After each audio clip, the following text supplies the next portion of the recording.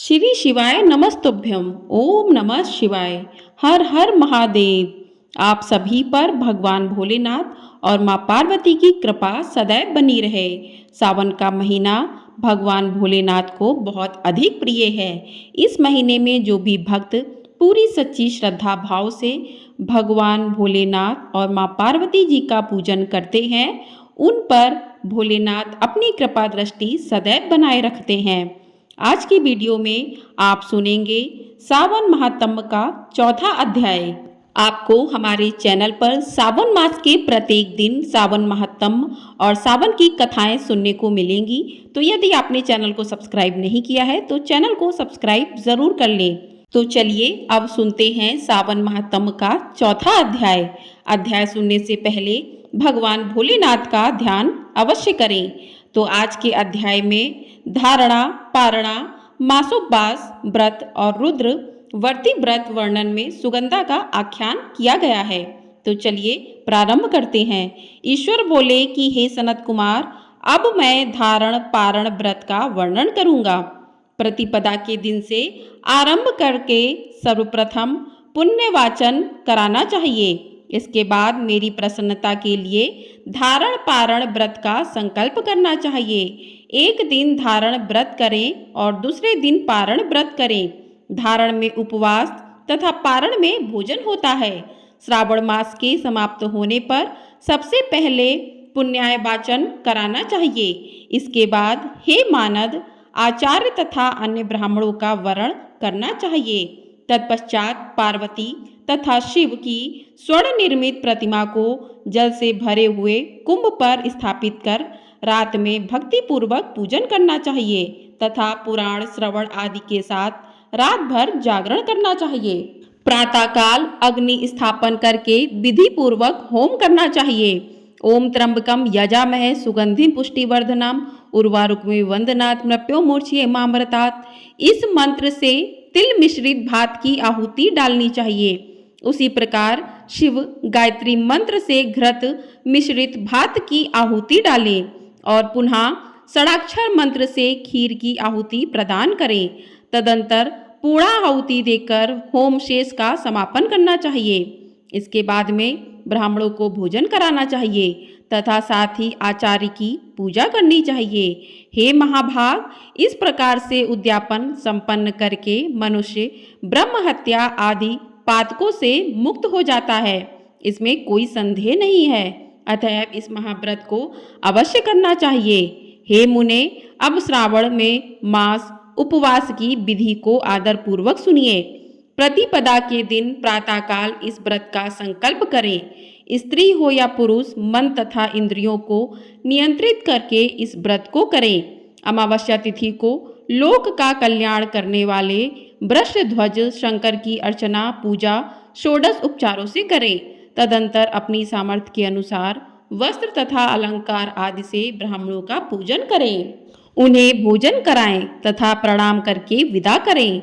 इस प्रकार से किया गया मास उपवास व्रत मेरी प्रसन्नता कराने वाला होता है। हे सनत कुमार, मनुष्यों को सभी सिद्धियां प्रदान करने वाले लक्ष्य सड़क्या परिमित रुद्रवर्ती व्रत के विधान को सावधान होकर सुनिए। अत्यंत आदर पूर्वक कपास के 11 तंतुओं से बत्तियां बनानी चाहिए। वे रुद्रवर्ती नाम वाली बत्तियां मुझे प्रसन्न करने वाली हैं। मैं श्रावण मास में भक्ति पूर्वक डिवॉन के देव गौरीपति महादेव का इन 1 लक्ष्य संख्या वाली बत्तियों से निराजन करूंगा। इस प्रकार श्रावण मास के प्रथम दिन विधि पूर्वक संकल्प करके महीने भर प्रतिदिन शिव जी का पूजन कर 1000 बत्तियों से निराजन करें और अंतिम दिन 71,000 बत्तियों से निराजन करें, अथवा प्रतिदिन 3000 बत्तियां आदर पूर्वक अर्पण करें और अंतिम दिन 13,000 बत्तियां समर्पित करें, अथवा एक ही दिन सभी 1 लाख बत्तियों को मेरे समक्ष जलाएं। प्रचुर मात्रा में घृत में भिगोई जो स्निग्ध बत्तियां होती हैं वे मुझे अधिक प्रिय हैं। तत्पश्चात मुझ विश्वेश्वर का पूजन करके कथा श्रवण करें। तभी सनत कुमार बोले कि हे देवों के देव, हे जगन्नाथ, हे जगन्नाथ कारक, कृपा करके आप मुझे इस व्रत का प्रभाव बताइए। हे प्रभु, इस व्रत को सर्वप्रथम किसने किया तथा इसके उद्यापन में क्या विधि होती है? ईश्वर बोले कि हे ब्रह्मपुत्र, व्रतों में उत्तम इस रुद्रवर्ती व्रत के विषय में सावधान होकर सुनिए।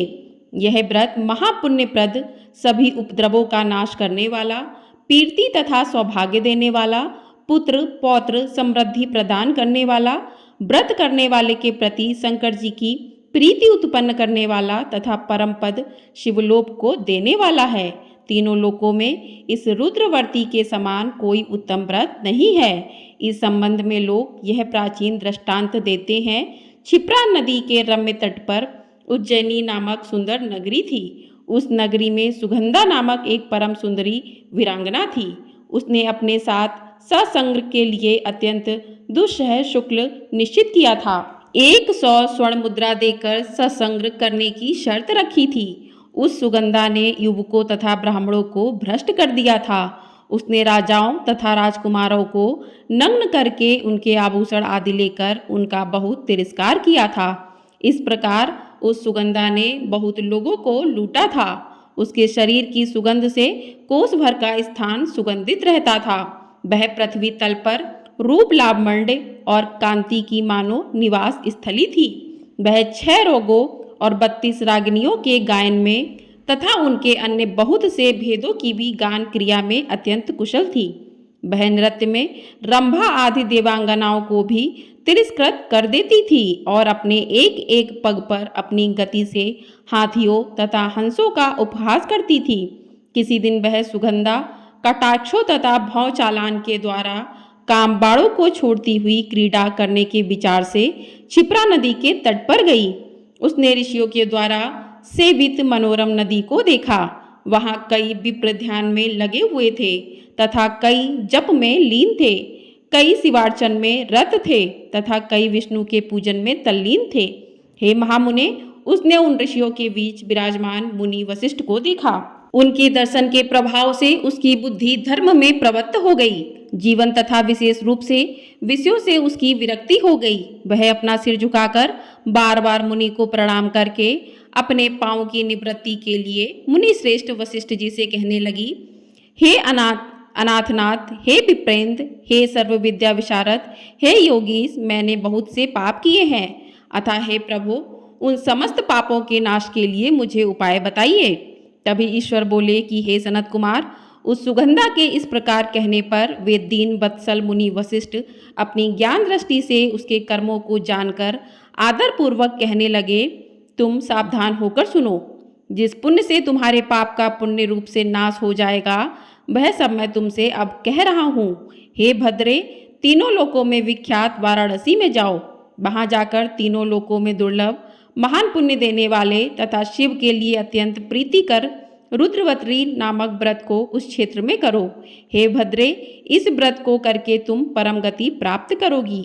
ईश्वर बोले। तब उसने अपना धन लेकर सेवक तथा मित्र सहित काशी में जाकर वशिष्ठ के द्वारा बताए गए विधान के अनुसार व्रत किया। इस प्रकार उस व्रत के प्रभाव से वह सशरीर उस शिवलिंग में विलीन हो गई। हे सनत कुमार, इस प्रकार जो स्त्री इस परम दुर्लभ व्रत को करती है, वह जिस जिस अविष्ट पदार्थ की इच्छा करती है उसे निसंदेह प्राप्त करती है। हे सुब्रत, अब आप माणिक्यवर्तियों का महांत सुनिए। हे विपेंद्र, उन माणिक्यवर्तियों के व्रत से स्त्री मेरे अर्ध आसन की अधिकारिणी हो जाती है और महाप्रलय पर्यंत वह मेरे लिए प्रिय रहती है। अब मैं इस व्रत की संपूर्णता के लिए उद्यापन का विधान बताऊंगा। चांदी की बनी हुई नंदीश्वर की मूर्ति पर आसीन सुवर्णमय भगवान शिव की पार्वती सहित प्रतिमा को कलश पर स्थापित करना चाहिए और विधि के साथ पूजन करके रात्रि में जागरण करना चाहिए। इसके बाद प्रातःकाल नदी में निर्मल जल में विधि पूर्वक स्नान करके 11 ब्राह्मणों सहित आचार्य का वरण करना चाहिए।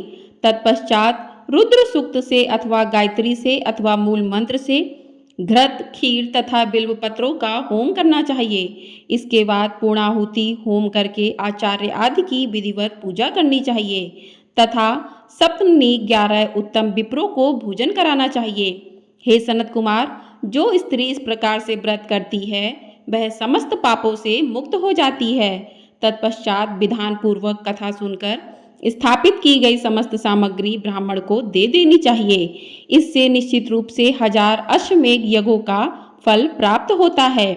इस प्रकार श्री स्कंद पुराण के अंतर्गत ईश्वर सनत कुमार संवाद में श्रावण मास महात्म्य में धारणा पारणा मासोपवास रुद्रवर्ती कथन नामक चौथा अध्याय पूर्ण हुआ। बोलिए भगवान शंकर की जय, बोलिए माँ पार्वती की जय।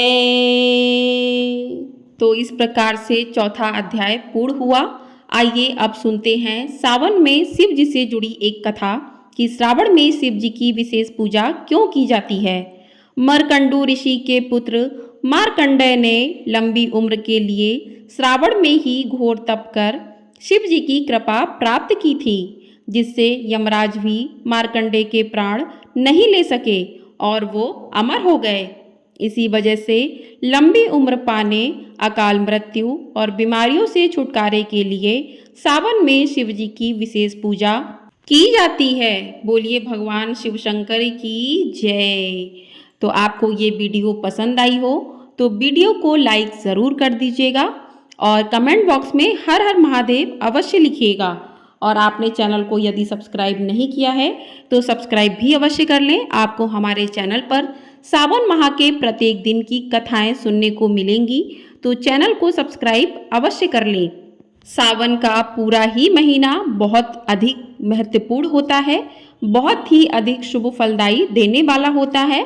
इस महीने आप भगवान भोलेनाथ की जितनी पूजा आराधना कर सकें उतनी करनी चाहिए। रुद्राभिषेक कर सकें तो रुद्राभिषेक करें, बिलपत्र चढ़ाएं, भस्म चढ़ाएं। इस प्रकार से महादेव को प्रसन्न करें और महादेव आप सभी पर अपनी कृपा दृष्टि सदैव बनाए रखें। आप सभी के परिवारजनों पर ढेर सारी खुशियां लेकर आएं। इसी के साथ वीडियो को समाप्त करते हैं। तो आप हमारे चैनल के साथ जुड़े रहने के लिए चैनल को सब्सक्राइब करके घंटा जरूर दबाएं। मिलते हैं अगली वीडियो में, तब तक के लिए हर हर महादेव। ओम नमः शिवाय।